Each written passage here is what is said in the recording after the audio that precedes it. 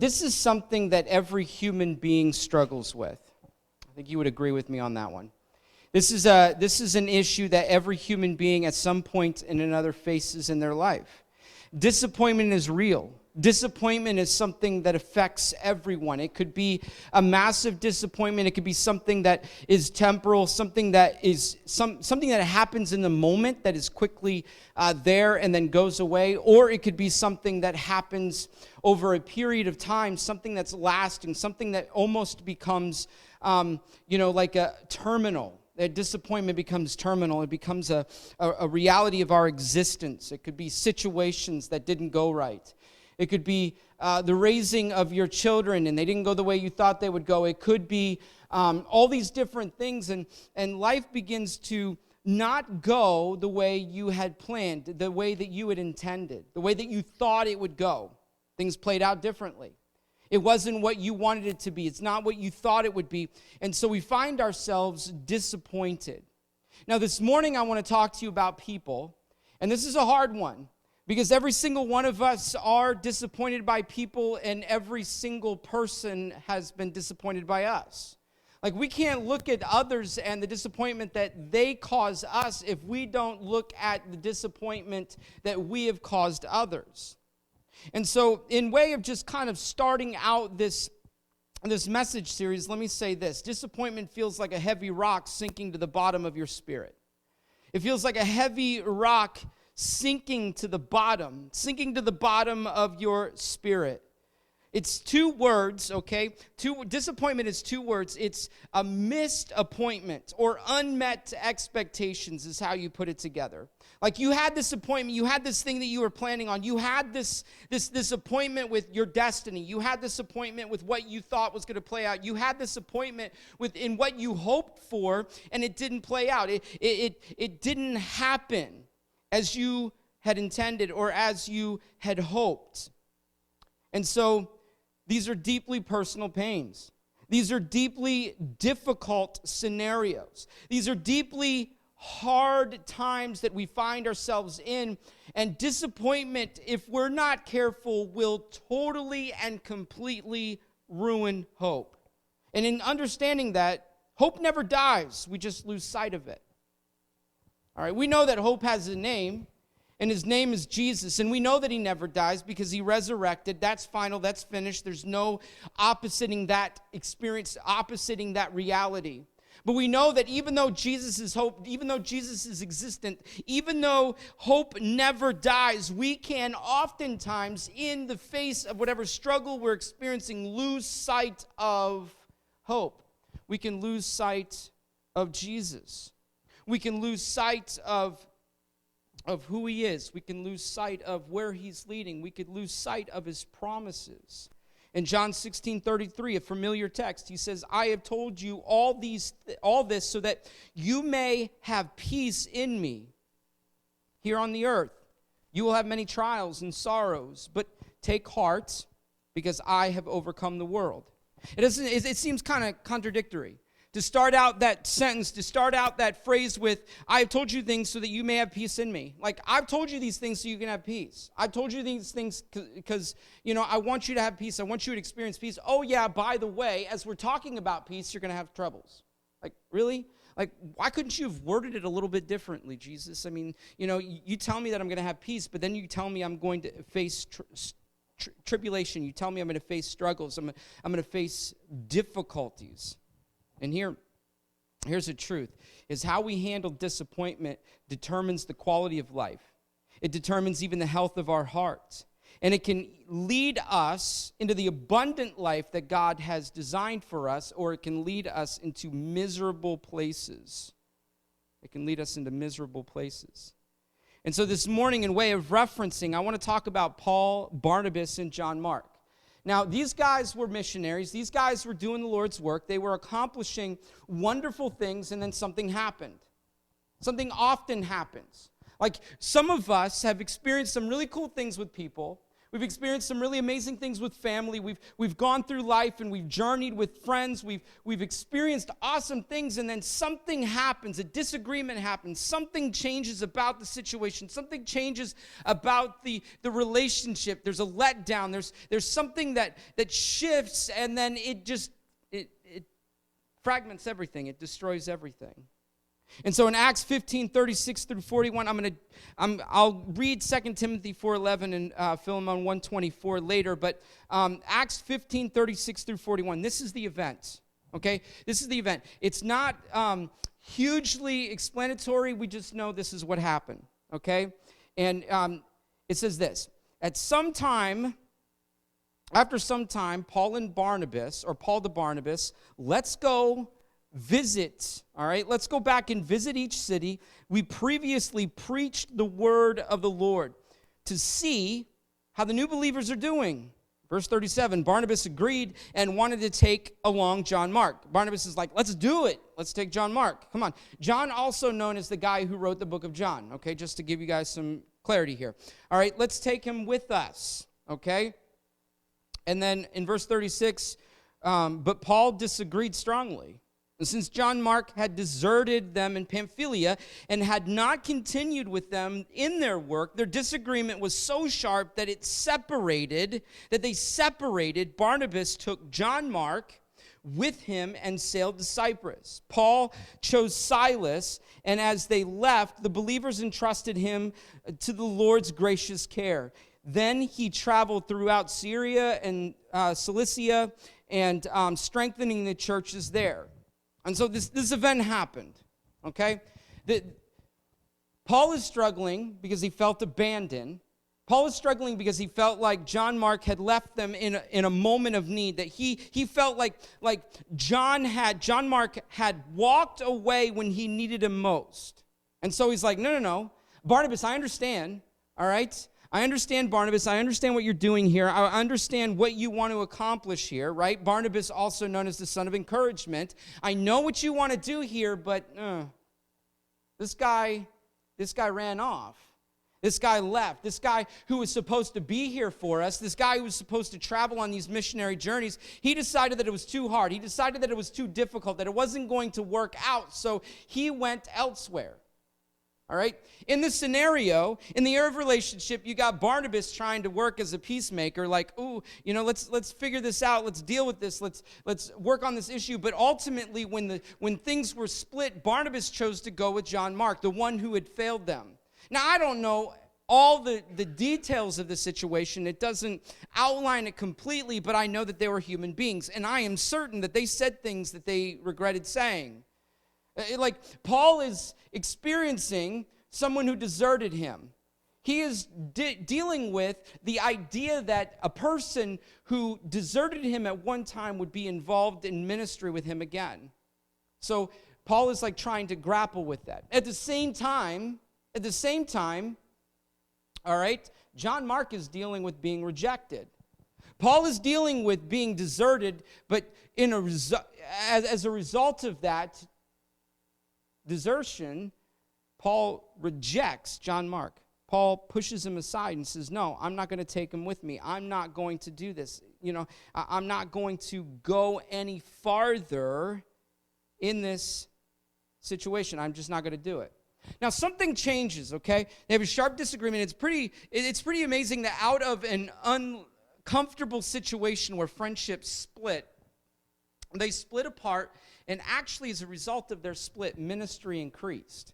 Like, there was some issues there, and they went in two different directions, and as a result of going in two different directions, ministry increased, things happened, God was revealed to more people, Jesus Christ was shared in more places because they didn't get along. Which, God is pretty fantastic like that. But something else changed. Somewhere in the process of all of this, Paul feeling, deserted, suddenly later on in Scripture has good things to say about John. In 2 Timothy 4:11, he says, only Luke is with me. Bring Mark with you when you come. All right, John Mark. Bring John Mark with you when you come, for he will be helpful to me in ministry. And in Philemon 1:24, he's talking about this, and he's saying, so do John Mark Aristarchus, Demas, and Luke, my co-workers. And so he's not just saying, like things got a little bit better. I know they were kind of uncomfortable at first, and I was pretty frustrated and disappointed with this, but things changed, so much so that he considered him a co-worker. He considered him a person who worked with him in faith. He considered him a person who not only just kind of like deserted him and there was this negative experience, but also now later on in Scripture, he's like talking about him in a positive way. So like Paul saw that even in that situation, even in that disappointment, there was things that had happened that changed him. Now, we don't know. I mean, John Mark could have went with Paul, and it could have happened again. Maybe Paul was just too brash. And John Mark's like, I ain't handling this no more. I'm going home. Like, forget this, right? I mean, maybe there was a reason that he needed to go with the son of encouragement. Maybe he needed encouraged. Maybe he needed motivated, right? Paul tended to not have time for stuff. Paul was just often like, whatever. I'm just going to say it like it is. I'm going to do it like it is. If you don't like it, you don't like it. Whatever. All right, maybe John Mark needed that. Maybe John Mark needed to feel the full brunt of, not that it was appropriate, but feel the full brunt of rejection. I don't know. I do know, though, that in this scenario, there had to be sins. There had to be things that shouldn't have been said. There had to be expressions that created difficulty and pain in all of this. And so, let me say this, okay? Unresolved disappointment will lead to an unfulfilling destiny. Like unresolved disappointment. There was a resolve there. Something happened. I wish that Scripture would have outlined the event. Like, I wish I could have known. And like, I allow conjecture and imagination. I allow it to, maybe there were letters exchanged. Maybe John Mark sent Paul a letter, and Paul sent John Mark a letter. I don't know. Maybe something happened that created a reconciliation, but there was a resolve to this event. And this unresolved disappointment, or this resolved disappointment, led to something fulfilling. But we know in our lives, I know in your lives, in your experiences, that if you don't resolve, if there is unresolved disappointment, it will lead to an unfulfilling destiny.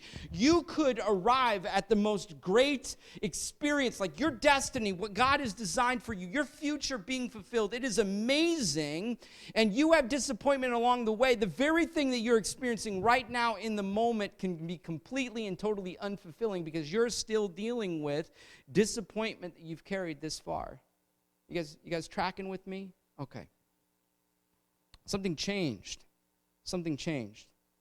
And so I need to say some things to you guys this morning. And again, these are connected, but not, I consider these things to be a part of the event that happened with these three disciples, these three that were spreading the message, telling others about Jesus, but I also know how they relate to us.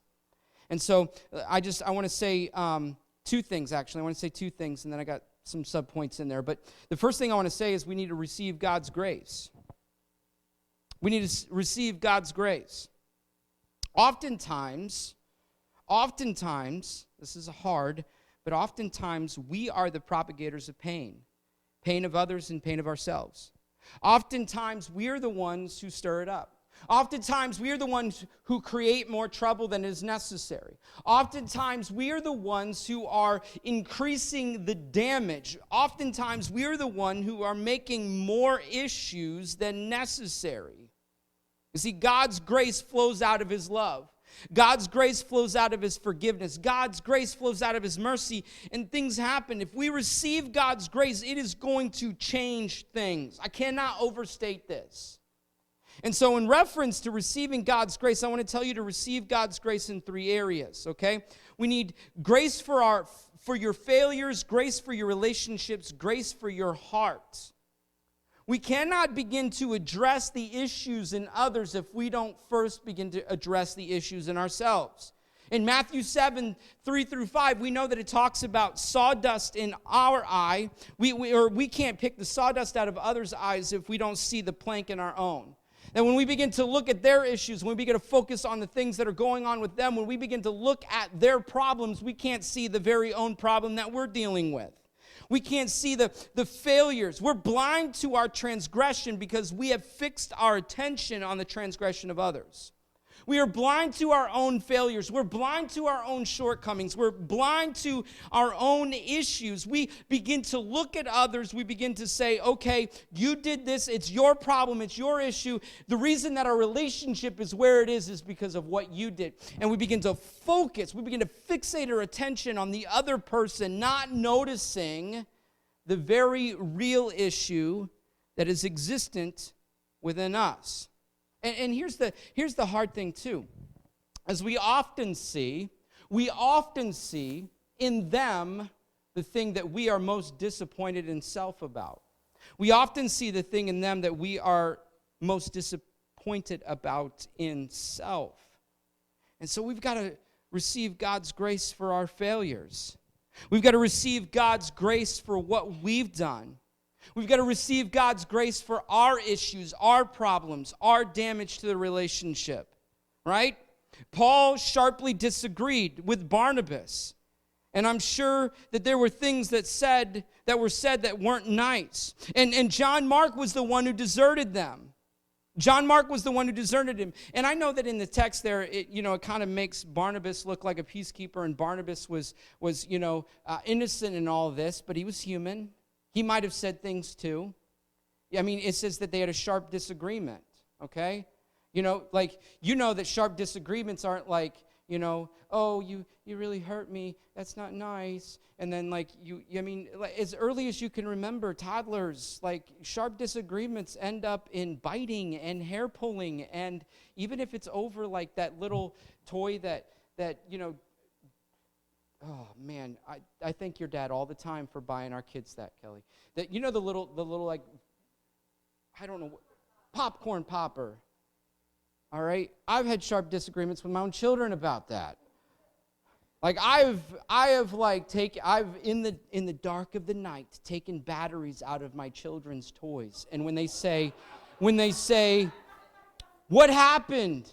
I don't know, it's something's wrong with the batteries. No, I try to make it not so deceptive, try to tell the truth a little bit, something's wrong with the batteries. And there is something wrong with the batteries because they're not present. Okay? Yeah. I don't have any more. They don't work anymore. They're gone. I don't know. Anyway, all right. But we have sharp disagreements. In those sharp disagreements, things are said, things happen. And we need grace for our failures. We need grace for our relationships.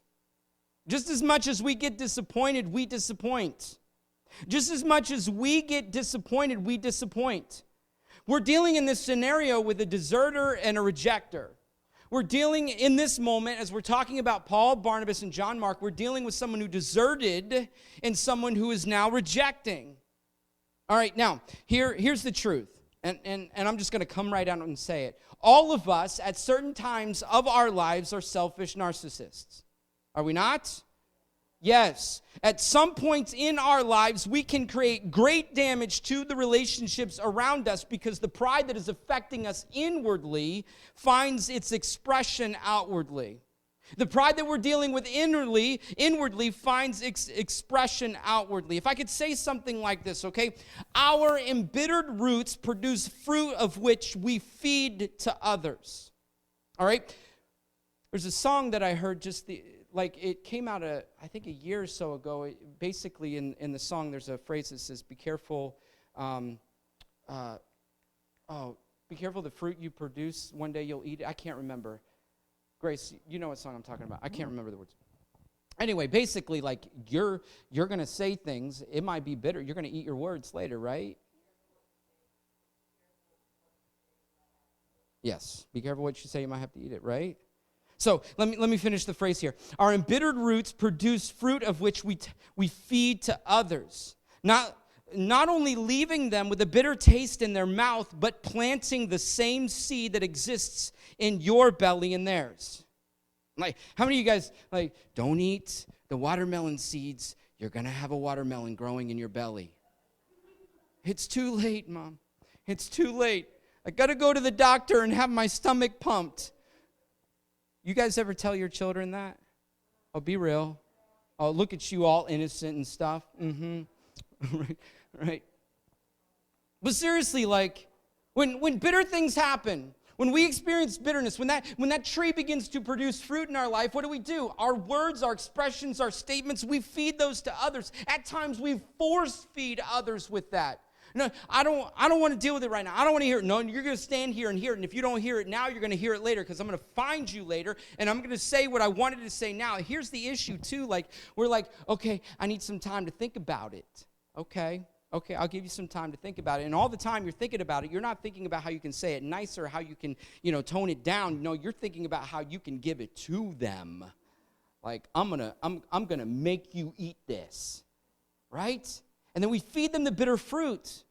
And then the bitter fruit, the seeds within that bitter fruit sink into their bellies, sink into their souls, and begin to produce bitter fruit in their own lives.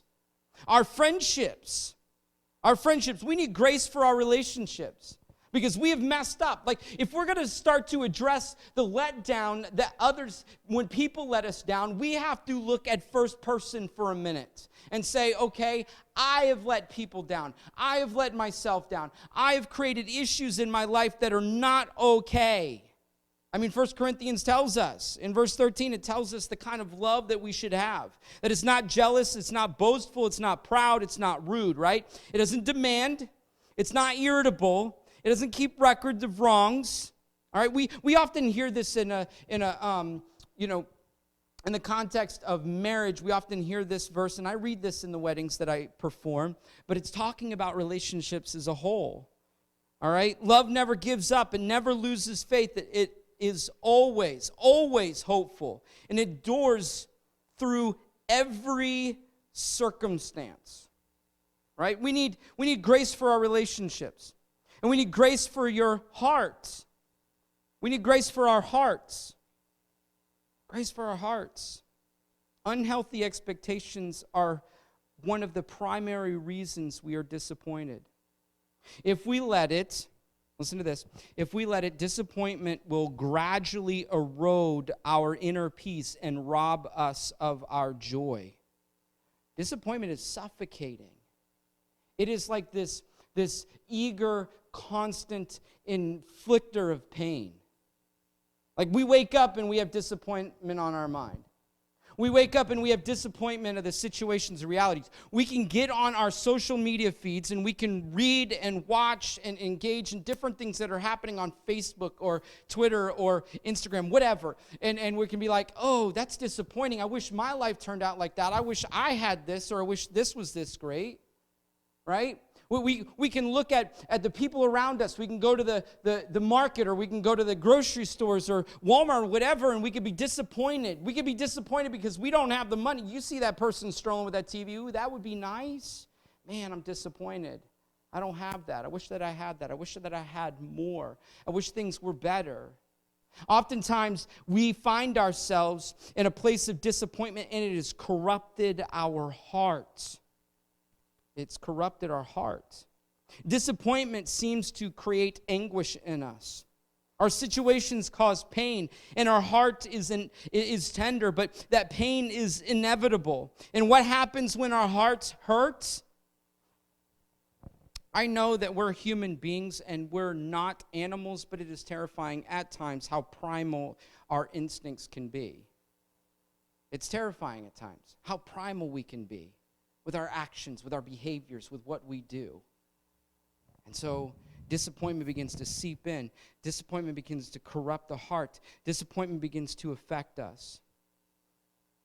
I want to say it this way, okay? In the area of receiving grace from God, the only person who has the right to condemn us is Jesus, but he refuses to. He has every right as the Son of God to condemn us. But instead, he died for us. He refuses to condemn you. He refuses to condemn you. And I know that in my own personal experiences, in my own life, in my own situations, I am very much deserving of condemnation. Very much. But he chose to love me anyway. He chose to set me free. He chose to give me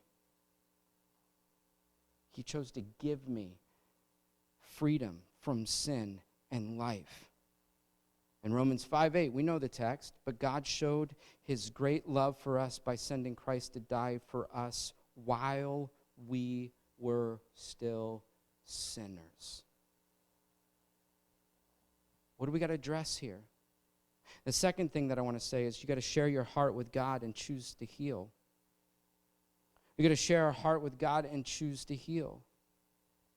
In 1 Peter 4:8, it says, most important of all, continue to show deep love for each other, for love covers a multitude of sins. Like, we want to love others, we want to share with others, we want to experience those freedoms for others, but we also need to in turn discover the freedom that can happen within us. We see later on in 2 Timothy 4:11, just referencing that again, that Paul is speaking highly of John Mark.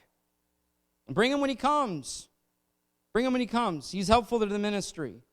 He's helpful to the ministry. And so when I say that you need to share your heart with God and choose to heal, I want to say three things about this choosing to heal. We've got to choose to grieve, we've got to choose to forgive, and we've got to choose to heal. You got to choose to grieve. Something has happened. Something has let you down. Something has died.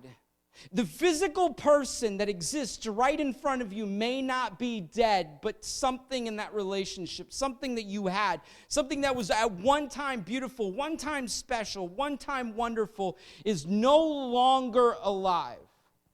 Psychologists and psychiatrists, counselors, and others often say that divorce is just like facing a death in the family. And it is oh so true. It is oh so true. We can see it in our children. We can see it in our own personal relationships that when something like that happens, something has died. And we've got to learn to grieve for it. And it's not just divorce. Some of us, we are so personally, closely connected to people. We thought that we were best friends, that they would be with you through thick and thin, that no matter what happened, no matter what came, no matter what you experienced, they would be standing right next to you, and they didn't. That thing happened. That issue happened. That struggle happened. And they left you. They abandoned you. I know that in my life, I have friends, my best friend, my wife, where I have screwed up big time. I have messed something up huge. And she still chooses to be my friend and my lover. And I know that there are moments in our relationships, speaking of the damage that we cause, oftentimes what we need most, referencing of Paul and John Mark, what we need most is somebody to pull us toward themselves, like Barnabas did. We need somebody to pull us toward themselves and say, I know that you abandoned. I know that you abandoned us, but I'm not going to reject you. I know that you deserted us in our ministry, but I am not going to reject you in the future, even if it comes at a cost. I don't like willingly walking into places where I know that my heart is going to be broken, but I seem to be in this area a glutton for punishment. And I hate it at times. Because here's the truth, and I'm just going to be completely honest with you. I would rather be bitter, I would rather be mad, and I would rather excuse myself from that person. What is going on in us? We've got to grieve. We've got to grieve. Somewhere in the process, they reconciled their ministry. And that's a beautiful thing, but the truth is that doesn't always happen with us. That doesn't always happen with us. Even when Paul was speaking highly of John Mark, that doesn't mean that their relationship was completely healed and completely better. It didn't mean that everything was all good. He could have had unresolved issues still. I mean, I know that there was some resolve there, but they may not have ever completely reconciled. He just might have heard, he's a good guy, he's doing good things. There might have been some things that still existed within his heart. I mean, come on, let's be real. We've got to cry. We've got to feel every ounce of that disappointment and pain. We've got to allow ourselves. Like, instead of wallowing in it, we've got to face it. We've got to confront it full on, okay? I'm disappointed. This didn't work, okay? I'm going to bawl my eyes out. I'm going to scream. I'm going to ugly cry until I feel better. How many of you guys have ever been there before? Like, you were so very disappointed, and you just cried and cried, and you grieved and you cried and you grieved, and then you got up and you're like, man, I feel better. I feel better because I grieved. I feel better because I allowed the thing, I mourned over the thing that I cherished so much that is now gone. And the relationship might not have ended, but something about the relationship might be different. And we need to grieve that as well. We need to grieve that as well. You may have trusted someone with something, and they weren't trustworthy with that something. Your relationship isn't over, but something died. Your trust in them died. Your confidence in them, your belief in them is gone. See, grieving is a bridge, if you will, that we have to cross to move beyond the disappointment. We need to forgive. This is hard. Now, here's the truth, though. Forgiveness is the only way to freedom. Forgiveness, Jesus' forgiveness of us, is the only way that we've found freedom. And forgiveness, our forgiveness of others, is the only way that we will find freedom. Ephesians 4:31 and 32. Get rid of all bitterness, rage, anger, harsh words, and slander. Really? Those things sound really, really like, I know this is going to sound horrible, but when we've been hurt, those things are like the go-to. I was talking about being primal, right? You've been hurt, so yes, I'm going to be bitter. I'm going to rage. I'm going to allow anger to control. I'm going to be harsh. I'm going to slander, as well as any types of evil behavior. Instead, be kind to each other, tender-hearted, forgiving one another, just as God, through Christ, has forgiven you. If you have Christ in you, you are going to be a forgiver of others. Because your life was a mess. You betrayed him. You were his enemy. And he chose to forgive you. This is what happens. Forgiveness evicts the pain. It evicts the pain. It serves an eviction notice of the pain that's in our heart and releases us of its long-lasting suffering. Forgiveness acknowledges what is stolen. But forgiveness is a supernatural expression that happens only when we've fully discovered what Jesus has done for us. Forgiveness forces those disappointments to relinquish their power. Like, you did this to me. I'm going to forgive you. Even if the person, even if the person is asking for forgiveness and is seeking reconciliation, you can have a relationship with them, even saying, I forgive you, but still not completely forgiving them. And even though they're still in your life, you harbor resentment and bitterness, and you allow that suffering to continue on in your life. Like, you are allowing it, as some say, to live rent-free, and to continue to punish you, continue to cause you pain, continue to cause you suffering. Forgiveness serves an eviction notice of that disappointment. And it says, no longer are you allowed to have residence in my life. No longer are you going to damage my heart. You see, forgiveness is one of the most critical beginning points of healing. It is there that we discover lasting hope. It is there that we discover being completely freed. Healing is sometimes a process, I understand. Healing is sometimes a work in progress. Healing is oftentimes dressing the wound and caring for the wound and cleaning out the wound and making sure that the stitches stay or the staples or whatever it is. Healing takes time.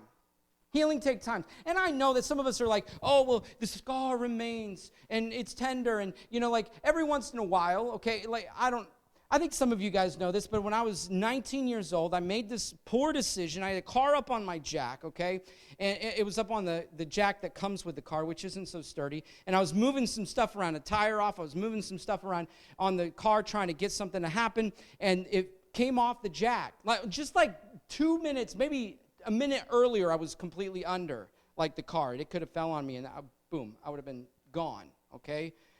There's no coming back from that. But I was outside of the vehicle, but it didn't keep the rotor and the full weight of the vehicle coming down on my big toe on my right foot. It was just ugh. It was gross. And I remember, I'm not going to share those details. Okay. I just remember my mom coming out and saying, you got to take your shoe and sock off. I'm like, why? She's like, we got to check for pieces. I'm like, what? I was terrified. Thankfully, there was no broken bones. Thankfully, nothing was shattered, but you could see the bone sticking out the top. I said I wasn't going to share that. I'm sorry. But like every once in a while, like it healed. They put, I don't know how many stitches. They put a lot of stitches. I don't know, something like 32, something like that. Anyway, like every once in a while, though, now it's been, what? Oh, shoot, 22 years ago. I'm an old man. Every once in a while, I stub it. And it's like, ouch, right? You guys have any of you guys have wounds like that? Like you maybe have a shoulder injury or something like that, and every once in a while you turn it just a certain way or tweak it just a certain way, and it hurts. And it does. It does. Now, when I talk about healing from disappointment, I'm not talking about just a good enough healing where you just kind of feel better every once in a while. It hurts. Yeah, it may happen, but I truly, totally, completely, in every sense of the word, believe that healing can come in such a significant and supernatural way that it no longer is any pain whatsoever. That our disappointments no longer have power. When I say that we can choose to heal, when I say that we choose to heal, we can be completely free. This is where you face the truth of your situation, the truth of what happened in your life, but also weigh it in the truth of Scripture. This is the process of mourning. This is the process of confronting the propensity to be the victim, to live in a chronic state of pain. This is I'm going to get better. And no longer am I going to allow this pain and suffering to hurt me. I am no longer going to be the victim. This is where we begin to understand purpose, the purpose of God in all things. Where we choose to take those steps to find healing. And where we choose to continue to walk in the steps of that healing. And believe that we're healed. Believe that we're healed. Like, it's over. It's done. I'm free. No longer am I going to hold on to this. No longer is this going to capture me. No longer is this going to take hold of me. No longer am I going to allow this event that happened years and years and years and years ago to control me. There are things that we've experienced that are so painful that we don't know how we could ever be free. That we don't know how we could ever be released.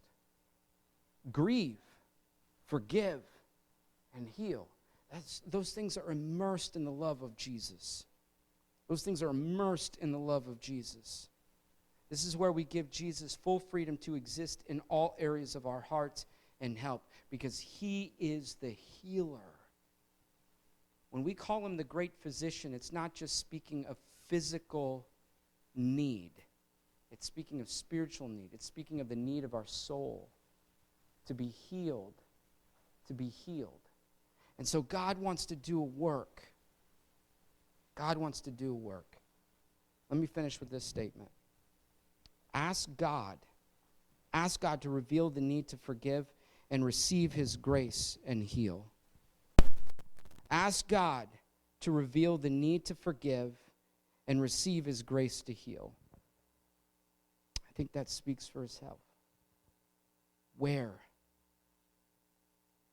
is your revelation? Where do you need to be revealed that it's time to forgive?